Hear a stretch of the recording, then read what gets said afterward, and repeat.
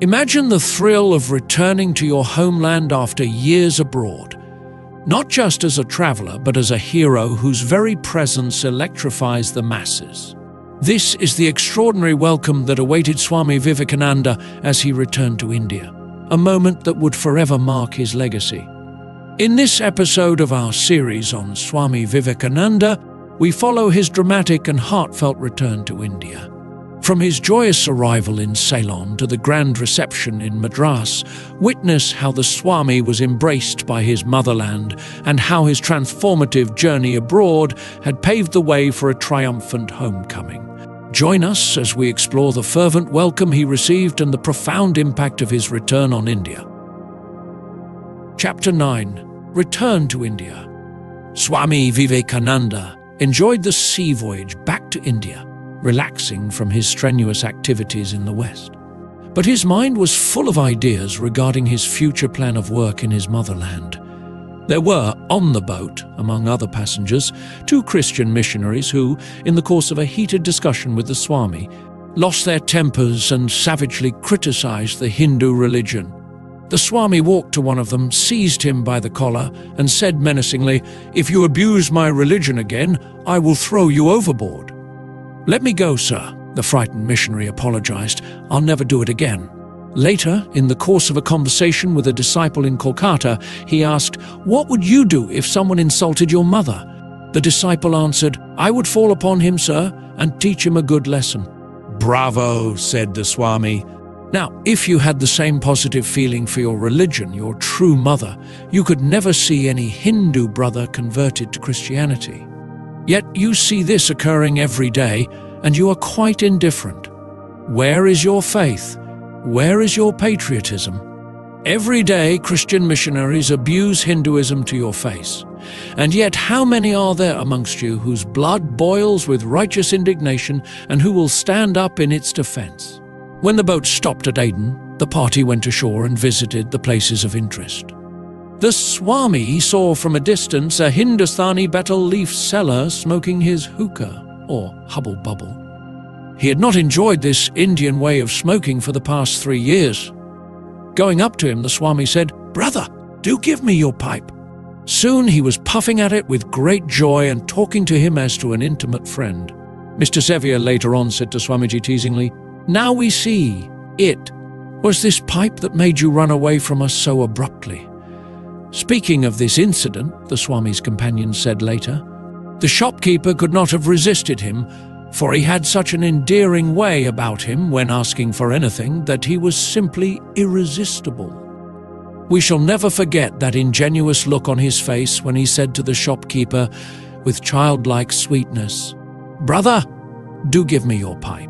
In the early morning of January 15th, 1897, the coast of Ceylon with its majestic cocoa palms and gold-colored beach was seen at a distance. The Swami's heart leapt with joy, and his disciples caught his excitement as the boat approached the beautiful harbour of Colombo. But no one in the party had the slightest idea of what they were to witness while disembarking. Since the day of his success at the Parliament of Religions in Chicago, which had filled with joy and pride the hearts of his countrymen, especially of his disciples and brother monks at the Baranagore Mutt, Swami Vivekananda had been inspiring his faithful followers to lay down their lives for the uplift of the masses of India, and in particular to help the hungry and illiterate. In his heart of hearts, he felt that India would not be able to resist his appeal.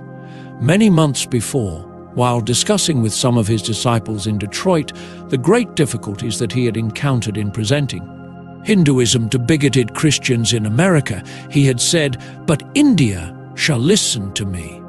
I will shake India to her foundations. I will send an electric thrill through her veins. Wait, you will see how India receives me. It is India, my own India, that knows truly how to appreciate what I have given so freely here, and with my life's blood. India will receive me in triumph." When the news of Swami Vivekananda's departure from Europe reached India, the hearts of the people were stirred. The spiritual ambassador of their ancient land was coming back after fulfilling his mission. They must give a regal welcome to this great crusader. In big towns, committees were formed for his reception. His brother disciples and friends were impatient. Swami Shivananda came ahead of time to Madras and Swami Niranjanananda to Colombo, so also many of his disciples from Bengal and the northern provinces came to Madras to await his arrival. The newspapers published articles eulogizing his personality and work. A gaily decorated steam launch carried the Swami and his party from the ship to the harbour. When the monk with his yellow robe and luminous eyes came ashore, a mighty shout arose from the human throng crowding the quays. Thousands flung themselves on the ground to touch his feet. A deputation of the notables of Ceylon welcomed him, and he was taken in a huge procession through many triumphal arches. Flags were unfurled, religious hymns chanted, an Indian band played, rose water and the sacred water of the Ganga was sprinkled before him, and flowers were strewn in his path. Incense was burnt before the houses as he passed. Fruit and other offerings were brought by hundreds of visitors. Swami Vivekananda accepted all these honors without losing his poise. He was not the man to flee from triumph any more than from battle. He regarded the tributes paid to him, a penniless beggar, as tributes paid to the spiritual ideal of India.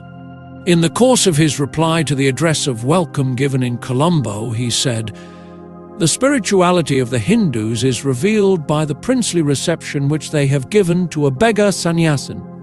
He pointed out that though he was not a military general, not a prince nor a wealthy man, yet men great in the transitory possessions of the world and much respected by society had nevertheless come to honor him.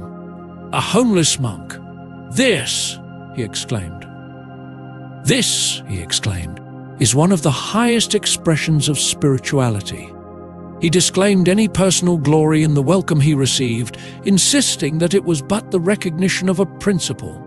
Swami Vivekananda's progress from Colombo to Madras and the welcomes he received at Kandy, Anuradhapuram, Jaffna, Pamban, Rameshwaram, Ramnad, Paramakudi, Madurai, Trichinopoly, and Kumbakonam demonstrated how deeply he had endeared himself to the men and women of India.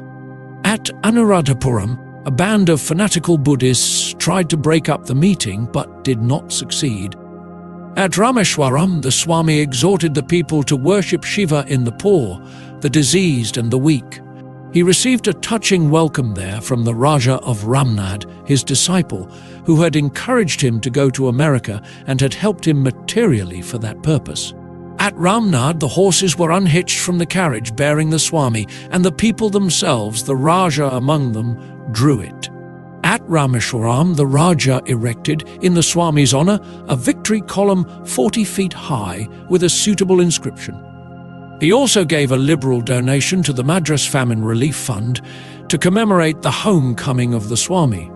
At a small railroad station near Madras, hundreds of people gathered for a glimpse of Vivekananda.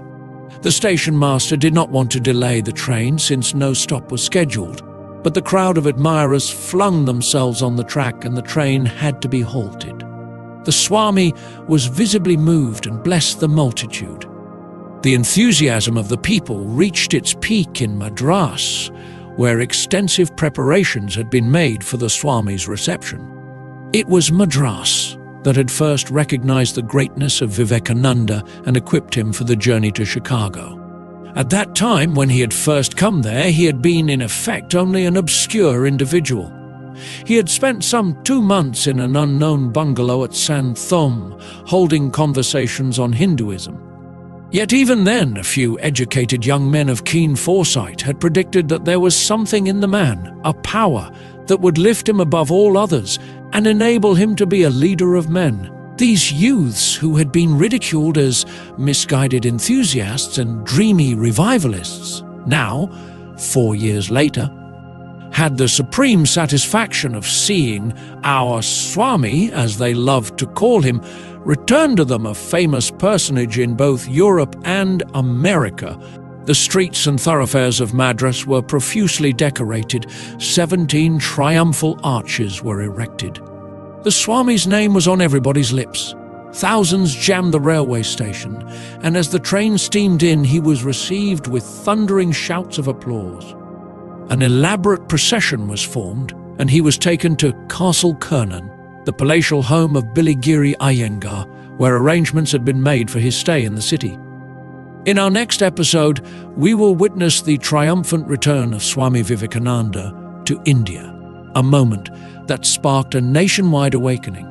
After captivating the Western world, Swami Vivekananda arrives home, not as a mere monk, but as a hero, destined to rekindle the spirit of his motherland. From grand welcomes in every city to speeches that stirred the soul of a nation, his return was more than a journey. It was a call to action for an entire country.